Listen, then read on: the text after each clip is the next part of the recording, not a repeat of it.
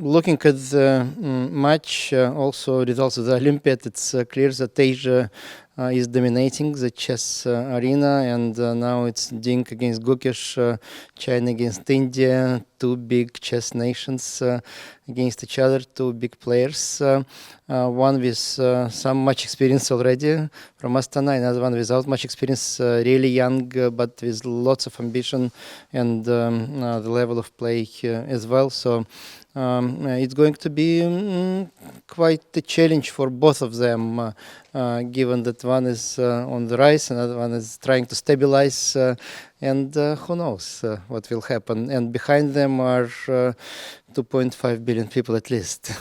Well, I believe we do have something in common because we are not the traditional strongest countries if we talk about the situation back to a few decades ago, right? And both countries are just growing very fast in chess, but of course there is some difference.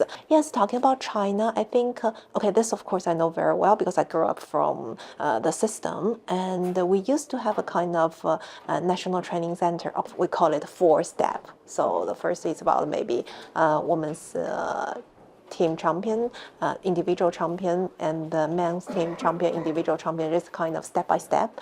And we're very happy that Ding won the title last year, right? Last year, yeah. Then we achieved this kind of 4-step, but it takes almost like 30 years. Our system is kind of in a, I don't know if I'm correct, but in a kind of transitional period. So you see that my generation, born after 90s, 80s or 90s, we did great, no matter about the standings, about the results. But if you look at the younger generation of our team, let's say, who were born probably after 2000, let's say the new century, the new era, there are not so many. There are not so many higher rated players.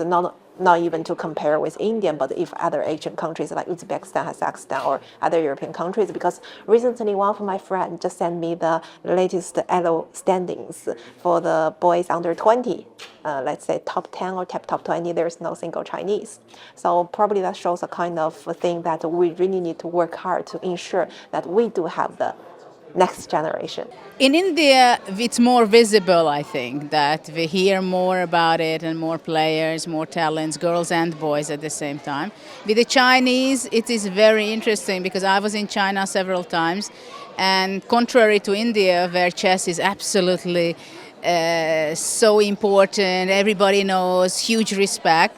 In China, I don't feel that. In China, I feel Chinese chess is very popular. They're very proud of their world champions. But it's not as popular as you would expect it to be. And yeah, it is the case that we have a Chinese-Indian match, which I do hope to be a brilliant match. And I think still maybe in India, what is very important, it also like it was like 30 years ago in the Soviet Union, in Hungary, in many countries, that you have real coaches who travel with the players. And that's a whole different story when you travel with the player and your days one day from another, you care about the player as a whole, as a person, and not only as a second to give and provide good moves on as a note. So that's very different, and I think that's kind of very important for Indian players, I believe. It's not going to be a surprise if, let's say, Arjun or Prag qualify for the next cycle or the cycle after the next. They will be part of that conversation for the next, I feel, to me it feels like for the next, I don't know, 10, 15 years, however long they want to continue playing chess seriously.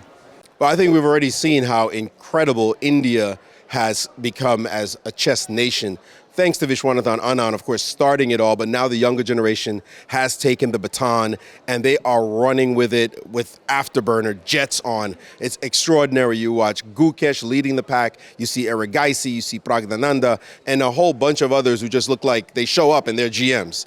So it's fantastic for chess. It also puts a lot of pressure on other countries as well if they want to compete. So I think this is going to raise the level of competitiveness all around the world. And India seems as though their focus as a government even supporting this initiative, corporate India supporting it, and that can only be good for chess, not only in India but overall as everyone else seeks to catch up.